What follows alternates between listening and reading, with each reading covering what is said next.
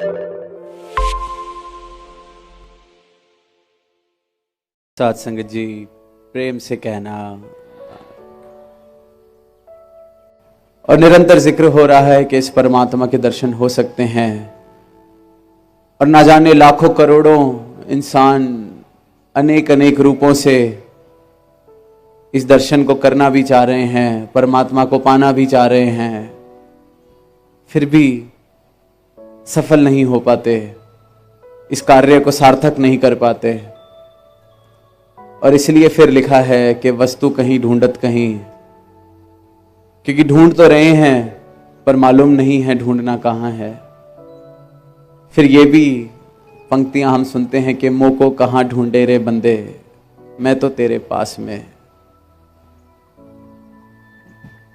ना तीरथ में, ना मूरत में, ना एकांत निवास में, मोह को कहाँ ढूंढे रे बंदे, मैं तो तेरे पास में। इंसान जिस चीज से राजी है, जिस चीज को बचपन से करता आ रहा है, जिस चीज को उसने समाज से सीख लिया है, जिस विधि को उसने समाज से सीख लिया है, जिस विधि को करते करते अपने परिवार को, अपने बुजुर्गों को देखता आया है, उस विधि से वो राजी हो जाता है, उस कर्म कांड से वो राजी हो जाता है, उस तौर तरीके से वो राजी हो जाता है और उसी को फिर सच मानने लगता है। और फिर उसी में उसको लगता है कि एक दिन मुझे परमात्मा की प्राप्ति, इस परम सत्य की प्राप्ति भी हो जाएगी। बचपन से तीर्थ अगर जा रहा है तो उसको लगता है कि वो तीर्थ ही सच है। अगर बचपन से मूर्त के आगे सर झुका रहा है तो फिर मूर्त ही सच है। एकांत निवास में अगर बैठा है तो एकांत निवास में ही सोच रहा है कि शायद परम ज्ञान, परम सत्य की प्राप्ति आज हो जाएगी। मुको का ढूंढे रे बंदे, मैं तो तेरे पास में। ना मंदिर में, ना मस्जिद में, ना काशी कैलाश में। तो ये सारी चीजें जो आम तौर पर दुनिया को हम करते देखते हैं, भक्ति के तौर तरीके, परमात्मा के यशोगान के तौर तरीके, ये सब मुबारक हैं पर अधूरे हैं जब तक इसके दर्शन ना हो जाएं, जब तक सद्गुरु ब्रह्म ज्ञान की रोशनी से जीवन में रोशनाई ना ले आए, जितने अंधेरे, जितने भरम भुलेखे ये सब मिट ना जाएं, तब तक अवस्था इसी प्रकार है कि जिस से मेरा मन राजी है, जिससे मेरा समाज राजी है, जिससे मैं राजी हूं, जिसको मैं अपनी सहूलत अनुसार करने को राजी हूं, उसी में फिर मैं इस परमात्मा को, इस सच को ढूंढे जा रहा हूं। और सारी ही दुनिया लगभग इसी प्रकार से चल रही है, क्योंकि फिर इतने सालों से जिसको मैं पूज रहा हूं, भज रहा हूं, उसको मैं कैसे मान लूं कि यहां से मुझे कुछ प्राप्त नहीं होने वाला है। ये भी मेरा एक अहंकार, मेरे मन का अहंकार बीच में आ जाता है सत्य की प्राप्ति के, क्योंकि मन राजी नहीं होता इस बात को मानने के लिए कि इतने वर्ष जिस मूर्ति के आगे सर झुकाया वो व्यर्थ ही गए।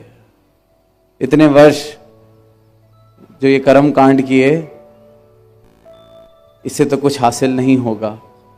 और जहां मन राजी हो जाता है झुकने के लिए, वहां क्षण भर में सद्गुरु इस विराट स्वरूप के दर्शन करा के मुझे इस परमात्मा से मिला देते हैं। मेरे जीवन को सही मायने में एक भक्ति मार्ग दिखा देते हैं।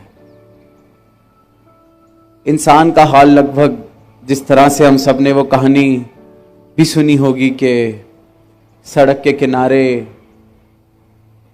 एक बुजुर्ग कुछ ढूंढ रही होती है बड़ी देर से, और उसकी पीड़ा देखकर कोई उसकी मदद करने के लिए रुक जाता है और पूछता है कि आप क्या ढूंढ रहे हैं, बड़ी देर से आपको हम देख रहे हैं कष्ट उठाते हुए, परेशान होते हुए, क्या कुछ मदद कर सकते हैं।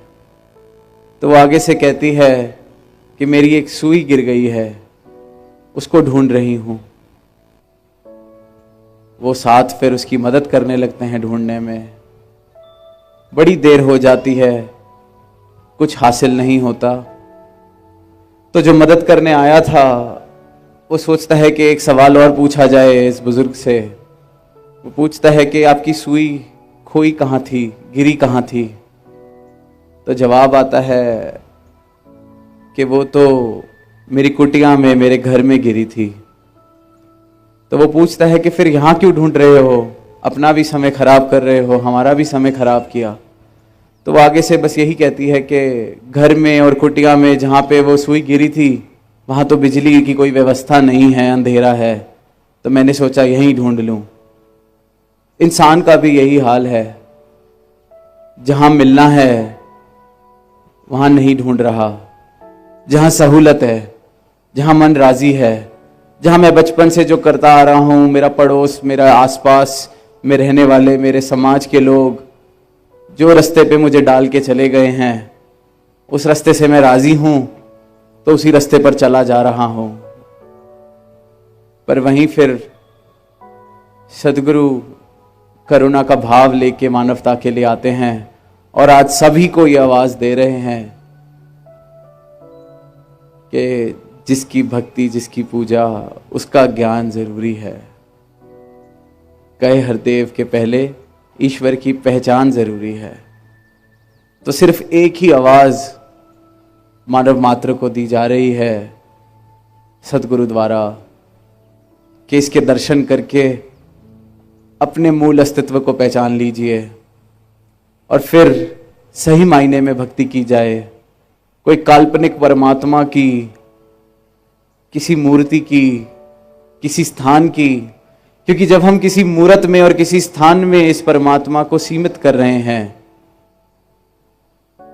हम कहीं उसको भक्ति के भाव से तो तोल रहे हैं, पर अगर सोच के देखा जाए, जो जर्रे जर्रे में, पत्ते पत्ते में समाया है, सर्वव्यापी है, उसको हम कौन होते हैं सीमित करने वाले? एक मूर्ति में इस विराट को हम कैसे सीमित कर सकते हैं? एक स्थान में इस विराट को हम कैसे सीमित कर सकते हैं? जीवन से मेरे जो भ्रम लेके